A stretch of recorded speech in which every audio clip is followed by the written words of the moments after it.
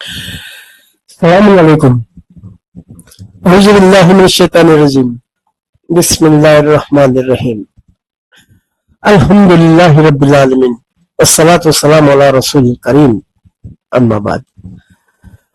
قل ان اللہ یضل من یشاء ویہدی الیہ من اناب، رب اشرح لی صدری ویسر لی امری واحلل عقدۃ من لسانی یفقہوا قولی۔ الحمدللہ پچھلی بار کی طرح پھر سے آپ کی خدمت میں شکریہ پیش کرتا ہوں جنہوں نے اللہ کے کلام کی وضاحت کو سن کر اسے قبول کیا اور میری حوصلہ افزائی کی۔ ساتھ ہی ساتھ ان لوگوں کا بھی شکریہ جنہوں نے مزید کچھ باتوں کی وضاحت کی پیشکش کی ہے۔ ان سے سب میں اتنی گزارش کروں گا کہ میں نے جو موضوع کی پیشکش کی ہے یا پیشکش کرنے کی کوشش کی ہے اسے پورا کیے بغیر دوسرے موضوع پر بات چیت کروں، اس وقت میرے لیے ممکن نہیں، اور اسے میں مناسب بھی نہیں سمجھتا ہوں۔ لیکن مجھے یقین ہے کہ کچھ لوگوں کے جواب اگلے موضوع آتی اللہ آتی رسول اور اس کے بعد میں جہاد کے موضوع پر جب میں گفتگو کروں گا تو شاید ان کے سارے سوالات کے جواب مل جائیں گے۔ چلیے، میں ہر وقت یہ منشا رہے گا کہ میں اللہ کی اللہ کے آیتوں پر عمل کروں اور جو کچھ علم اللہ نے مجھے دیا ہے میں اسے ہی دوسروں تک پہنچانے کی کوشش کروں۔ آپ لوگوں کو ہدایت کی ذمہ اللہ کے ہاتھ میں ہے اور میرا ذمہ صرف اللہ کی آیتوں کو اس کی وضاحت کے ساتھ آپ تک پہنچا دینا ہے۔ اسی کام کو کرنے کی میں کوشش کر رہا ہوں۔ اللہ سے دعا ہے کہ جس کسی موضوع پر میں بات کروں تو صرف اللہ کی کتاب کی آیتوں کے الفاظوں کے کنٹینٹ کی تحت وضاحت کروں، آمین۔ اب ہم آتے ہیں اپنے موضوع چوتھے آخری حصے کی طرف۔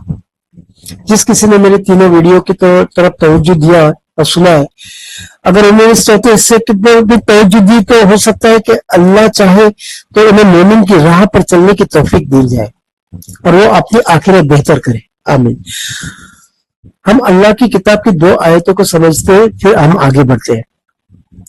یہ سورۃ 13 کی آیت نمبر 27۔ قل ان اللہ یضل من یشاء ویہدی الیہ من اناب، کہو اللہ جسے چاہتا ہے گمراہ کرتا ہے اور جسے چاہتا ہے اپنی طرف ہدایت کرتا ہے، جو اس کی طرف رجوع کرے۔ میں اس بات کو زور دے کے کہہ رہا ہوں، اور ایک آیت دیکھتے اسی طرح کی ہے۔ یہ سورہ 42 کی آیت نمبر 13 ہے۔ اللہ یجتبی الیہ من یشاء ویہدی الیہ من ینیب، اللہ اپنی طرف جس کو چاہتا ہے چن لیتا ہے اور وہ ہدایت دیتا ہے اسے جو اس کی طرف رجوع کرے۔ اب ان دونوں آیتوں کو سننے کے بعد یہ پتہ چلا ہوگا کہ ہدایت پانے کے لیے ہمیں اللہ کی طرف رجوع ہونا لازمی ہے۔ اللہ کی کتاب پر ہم رجوع کرتے ہیں اور اللہ ہمیں ہدایت دے تو پھر ہم لوگوں میں اللہ کی راہ میں اللہ کے احکام کے ساتھ تبلیغ میں جدوجہد کریں جدوجہد کر کے مومن کے درجے کو حاصل کر سکتے ہیں، اور اسی مومن کے درجے کو حاصل کرنے کے لیے اللہ کی کتاب کی طرف رجوع کرنے کا آج ہم ایک بہترین طریقہ جاننے کی کوشش کریں گے۔ اللہ کی کتاب کو صحیح طریقے پر سمجھنے کے لیے ہمیں یہ جاننا ضروری ہے کہ اللہ نے ہر زمانے میں رسول پر کتاب نازل کر کے کیوں مبعوث کی۔ اگر آپ نے اللہ کی اس سنت کو اچھی طرح سے سمجھ لیا تو آپ کے لیے اس قرآن کو سمجھنا آسان ہو جائے گا۔ اس کے لیے میں آپ سے 2 منٹ کی گفتگو کروں گا جسے آپ توجہ سے سنیے۔ ہر رسول کے انتقال کے بعد جو ذریت زندہ رہتی تھی ان کی نسل در نسل جو پیدا ہوتی تھی ان میں کچھ خرابیاں آ جاتی تھی جو کہ اللہ کے کتاب کے ساتھ ساتھ وہ اپنے باپ داداؤں کے معبودوں کو اور ساتھ ہی ساتھ انسانوں نے لکھی ہوئی کتابوں پر بھی عمل کرنے لگتے تھے۔ اسی طرح جب عیسیٰ علیہ السلام کے انتقال کے بعد ان کی ذریت نے بھی اللہ کی کتاب میں ایسے ہی اختلاف کیا اور انہوں نے بائبل چھاپ دی، پھر لوگ گمراہ ہوئے، فرقوں میں بٹ گئے، اور اسی اختلاف کو دور کرنے کے لیے اللہ نے ہم پر رسول اللہ صلی اللہ علیہ وسلم کو کتاب کے ساتھ مبعوث کیا۔ اللہ نے رسول اللہ صلی اللہ علیہ وسلم سے فرمایا جو کچھ میں نے تم پر نازل کیا ہے उसे लोगों के दरमियान पहुंचा देना और जो जो उन्होंने इख्तिलाफ किया है उसे मेरी आयत से वाज़े कर देना। यानी उन्हें तुम अंधेरों से रोशनी की तरफ ले आना, गुमराही से हिदायत की तरफ ले आना। अब रसूलुल्लाह सल्लल्लाहु अलैहि वसल्लम हमारे बीच से नहीं गए और जमाना गुजरते गया। क्या हमारे में एक से वाक़त और गुमराही नहीं पैदा हुई? क्या हम फिरकों में नहीं बटेंगे?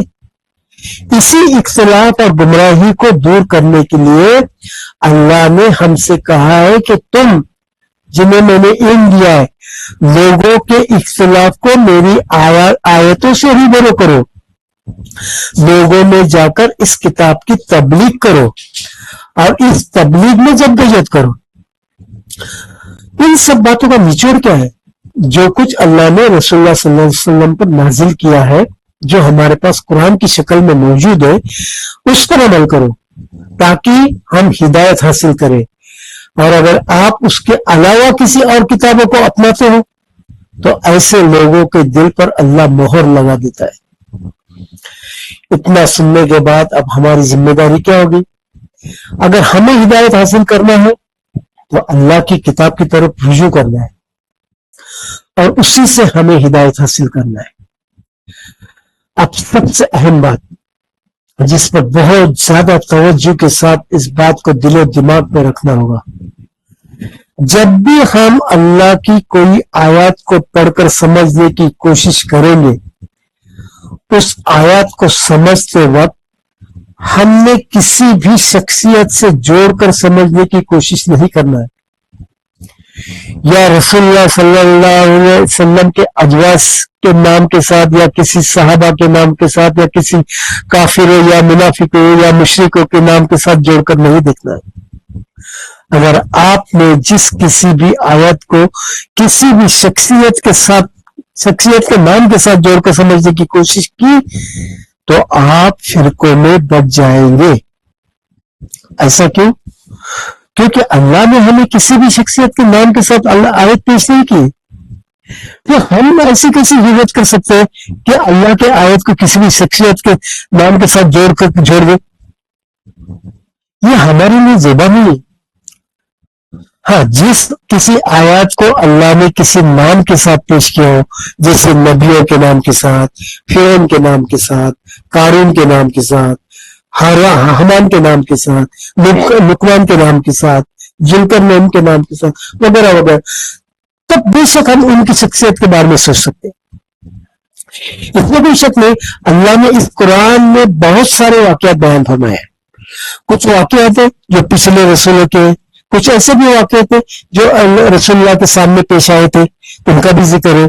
इसमें कुछ रसूलुल्लाह सल्लल्लाहु अलैहि वसल्लम के बारे में भी है, कुछ रसूलुल्लाह सल्लल्लाहु अलैहि वसल्लम के अज़वाज के बारे में भी है, कुछ सहाबाओं के बारे में, कुछ काफिरों के बारे में, कुछ मुनाफिकों के बारे में, कुछ मुशरिकीन के बारे में।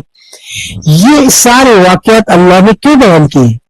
ताकि इन सभी वाक़यात से उस वक्त के लोगों के लिए और कयामत तक आने वाले तमाम इंसानियत के लिए पैगाम, नसीहत और हिदायत के लिए नाजिल किए, जिसे हम कुरान की तिलावत करेंगे तब बात सामने आ जाएगी और समझ लेंगे।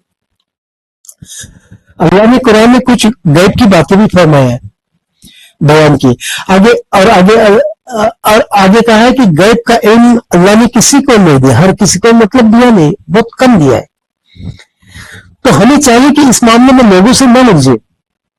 गैब की बातें जो हर कोई आसानी से नहीं समझ सकता, जैसे रूह कैसी होती है, जिन किस तरीके से होते हैं, पेड़ पहाड़ रुकू सुजूद कैसे करते हैं, परिंदे अल्लाह की तस्बीह कैसे करते हैं, फरिश्तों की सलाह कैसी होती है, दो दरिया का पानी आपस में क्यों नहीं मिलता है, कयामत के दिन अल्लाह आसमान को किस तरह अपने हाथ में लपेटेगा, अल्लाह आयश पर कैसे कायम है, अल्लाह की कुर्सी कितनी बड़ी, वगैरह वगैरह।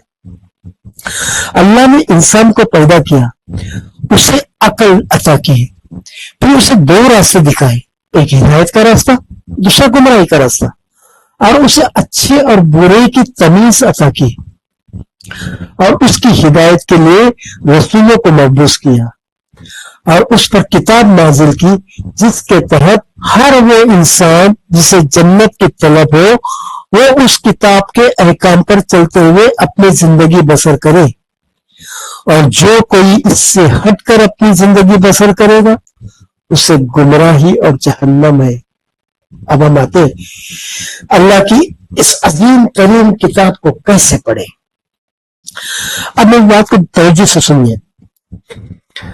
जो कोई इंसान अल्लाह की किताब कुरान को कम से कम अरबी जबान में पढ़ सकता है और उसे किसी एक भाषा जैसे इंग्लिश हो या उर्दू हो या हिंदी हो जो वो अच्छी तरह से पढ़ लिख सकता है, आज मैं उन लोगों की बात कर रहा हूं। जैसे कोई इंसान उर्दू अच्छी तरह से पढ़ लिख सकता है, वो इंसान अपने लिए ऐसा कुरान चुने या खरीदे जो उस कुरान की आयतें अरबी में हो और उसका तर्जुमा अल्फाज बाय अल्फाज उर्दू में हो, जिसे कहते हैं, कहा जाता है word to word Quran Urdu. अगर कोई इंसान इंग्लिश अच्छी तरह पढ़ लिख सकता है, वो इंसान अपने लिए ऐसा कुरान चुने या खरीदे जो उस कुरान की आयतें अरबी में हो और उसका तर्जुमा वर्ड टू वर्ड कुरान, ये तर्जुमा ये इंग्लिश में हो, जिसे कहा जाता है word to word Quran English. अगर कोई इंसान हिंदी अच्छी तरह से पढ़ लिख सकता है, वो इंसान अपने लिए ऐसा कुरान चुने या खरीदे जो उस कुरान की आयतें अरबी में हो और उसके हर एक शब्द, जो शब्द का तर्जुमा जो वो हिंदी में हो, इसे कहा जाता है word to word Quran Hindi.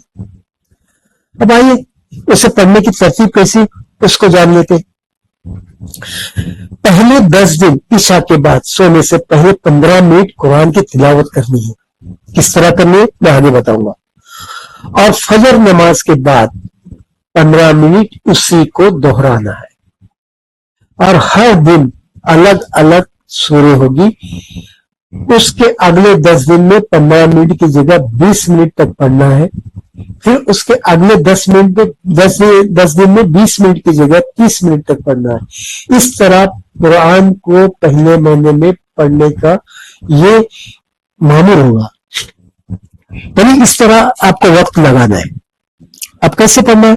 पहले 10 दिन में सबसे छोटी 3 से 6 आयतों वाली सूरह, जैसे सूरह कौसर है, सूरह असर है, नसर है, जिस किसी भी सूरह की आयत को पढ़ेंगे उस आयत को पहले सबसे पहले पढ़े अरबी में, फिर उस आयत का तर्जुमा देखें, फिर उस आयत को पढ़ने के बाद उस तर्जुमे पर गौर फिक्र करें। इसी तरह आखिरी आयत तक पढ़ते रहे। जब आपकी सूरह मुकम्मल हो जाए फिर आप सिर्फ उस तर्जुमे को 1 से 2 बार पढ़ें। फिर उसके बाद आप उस पूरे तर्जुमे पर कुछ देर के लिए गौर तदब्बुर करें कि अल्लाह इस सूरह में हमसे क्या कह रहा है। सबसे पहले दिन सूरह फातिहा पढ़े। मुझे पता है ये सूरह हर किसी को याद है, इसलिए आपके लिए ये बेहतर है कि इस सूरह के तर्जुमे पर ज्यादा तवज्जो देते हुए याद करें। जो कोई इंसान एक दिन में 5 वक्त की नमाज पढ़ता है वो इस सूरह को 30 से ज्यादा बार पढ़ते हैं। लेकिन आज भी कुछ लोग ऐसे हैं जो ये सूरह को तो पढ़ते हैं लेकिन उन्हें इस बात का शऊर भी नहीं होता कि वह अल्लाह उनसे क्या कह रहा है। दूसरे 10 दिन में 7 से 9 आयतों वाली सूरह, जैसे सूरह माऊन है, सूरह जिलजाल है, सूरह तकासुर या बय्यिना है। तीसरे 10 दिन में 10 से 12 आयतों वाली सूरह पढ़े। दूसरे महीने में आप उन सूरह पर गौर तदब्बुर करें जो 2 रुकू वाली है, लेकिन हर दिन एक ही रुकू को मुकम्मल करें। इस तरह आपके पढ़ने से 2 महीने में 29वां और 30वां पारा मुकम्मल हो जाएगा। तीसरे महीने में चाहे तो आप सूरह बकरा से शुरू कर सकते हैं। इस महीने में इंशाअल्लाह अगर आपकी दिलचस्पी अल्लाह की किताब पे बढ़े तो आपको 1 से 2 या 3 रुकू रोजाना पढ़े, लेकिन ये ख्याल रखें कि आपका पढ़ना उसी गौर तदब्बुर के साथ होना चाहिए जैसे हमने शुरू में दिलचस्पी दिखाई थी। इंशाअल्लाह 3 महीने के बाद आप खुद देखोगे अपने आप में क्या तब्दीली आ जाती है। क्या आपने कभी सोचा है कि हम मस्जिद में दाखिल होने के बाद जो कोई मर्द हो या औरत हो, मस्जिद में जब दाखिल होते हो या जाए नमाज में खड़े होते हैं तो हमारी कैफियत कैसी होनी चाहिए? اس کی ایک بہترین مثال پیش کرتا ہوں آپ کے سامنے. پہلی مثال ہے، ایک بچے نے ایس ایس سی کا امتحان دیا ہو، وہ پڑھنے میں زیادہ قابلیت نہ رکھتا ہو، اسے فیل ہونے کا امکانات سب سے زیادہ ہو، اور آج اس کے رزلٹ کا وقت ہو. ایسے وقت میں اس لڑکے کی امید کم سے کم پاس ہونے کی تو ہوتی ہوگی نا. ایسے بچے کے دل کی دھڑکن اس وقت اس کے فیل ہونے کے امکانات کی وجہ سے کیا ہوتی ہوگی؟ تھوڑا غور کے. اور ایک دوسری مثال دیکھ لیں. یہ ایک بچہ جو ایس ایس سی کا امتحان دیا ہو، وہ پڑھنے میں سب سے زیادہ قابلیت رکھتا ہو، وہ اپنے اسکول میں اول یا دوسرا نمبر پاتا ہو، اور آج اس کا رزلٹ ہے. ایسے وقت میں اس لڑکے کی امید اول نمبر پانے کی تو ہوتی ہوگی. ایسے بچے کے دل کی دھڑکن اس وقت اول نمبر ہاتھ سے نکل نہ جائے اس ڈر سے کیا ہوتی ہوگی؟ کسی ایک مثال پیش کرتا ہوں. کسی انسان کا کورٹ میں مقدمہ چل رہا ہو، اور آج اس کے آخری دن فیصلہ ہونے کا دن ہو. اس انسان کے دل کی دھڑکن کہیں وہ اس مقدمے میں ہار نہ جائے، اس کیفیت میں کیا ہوتی ہوگی؟ ان تینوں مثالوں میں جو لوگوں میں ڈر کی کیفیت ہوتی ہے نا، اس سے زیادہ ڈر آپ کو مساجد میں یا اپنے جائے نماز پر جب کھڑے ہوتے ہو تب ہونی چاہیے. کیونکہ آپ میں سے یہ احساس ہونا چاہیے کہ آپ رب العالمین کے سامنے کھڑے ہیں. اگر یہ بات کسی میں آ جائے تو سمجھیے کہ آپ اللہ کی ہدایت کے راہ پر ہیں. اب سچ بتائیے کہ ہماری نماز کے وقت ہم میں یہ کیفیت ہوتی ہے؟ نہیں ہوتی ہے. پتا ہے ایسا کیوں؟ وہ اس لیے کہ ہم جو کچھ تلاوت کرتے ہیں ہمیں اس کا کچھ بھی شعور نہیں ہوتا کہ ہم اللہ سے کیا بات کر رہے ہیں. کیونکہ ہر انسان اپنی زندگی کی حالات، ضروریات اور مصروفیات میں اتنا الجھا ہوا رہتا ہے، اور شیطان تو ہے ہی اس کی راہ پر جو لوگوں کے دل پر ان کے ضروریات کے وسوسے چھوڑتے رہتے ہیں. لیکن اس کے باوجود بھی جب ایسا انسان جسے اللہ کی آیتوں کی سمجھ ہوتی ہے، وہ آیتیں پڑھتے پڑھتے اس آیت کے مفہوم کی طرف رجوع ہو جاتا ہے، تب اللہ کی رحمت سے اس میں ڈر پیدا ہو جاتا ہے. پھر وہ اللہ کی طرف رجوع کرتا ہے، اور یہ اللہ کے توفیق سے ہوتا ہے. یہ بہت بڑی اہم بات ہے کہ جو کوئی انسان اللہ کی کتاب کی طرف رجوع ہوتا ہے، اللہ اسے اپنی طرف ہدایت کی راہ پر لاتا ہے، جس سے کہ اس انسان کے دل میں اللہ کا ڈر، خوف خود بخود پیدا ہوتا ہے. پھر آپ خود دیکھو گے قرآن کی تلاوت کرتے کرتے جب آپ سورہ 49 پہ پہنچو گے، اور جب اس کی آیت نمبر 11-12 کی تلاوت کرتے ہوئے اس کے مطلب کو جان جاؤ گے تو اللہ کا ڈر آپ میں آ جائے گا. اور اگر اللہ آپ کو ہدایت دے تو آپ اس آیات پر عمل کرتے ہوئے اس آیات میں بتائے ہوئے برائی سے بھی رک جاؤ گے. یہ ہے اللہ کی ہدایت. چلیے جاتے جاتے ان دو آیتوں کو بھی دیکھ دیں. 49 کے آیت نمبر 11 اللہ نے کہا، اے ایمان والو، تم میں سے ایک گروہ دوسرے گروہ کا مذاق نہ اڑائے. کیا عجب کہ وہ ان سے بہتر ہو، اور نہ عورتیں دوسری عورتوں کا، کیا عجب کہ وہ ان سے بہتر ہو. اور ایک دوسرے پر عیب نہ لگاؤ، اور باہم ایک دوسرے کو برے القاب سے نہ چڑھاؤ. ایمان کے بعد فکس میں نام کمانا برا ہے، اور جو باز نہیں آیا تو یہی لوگ ظالم ہیں. اس کی دوسری آیت کیا ہے؟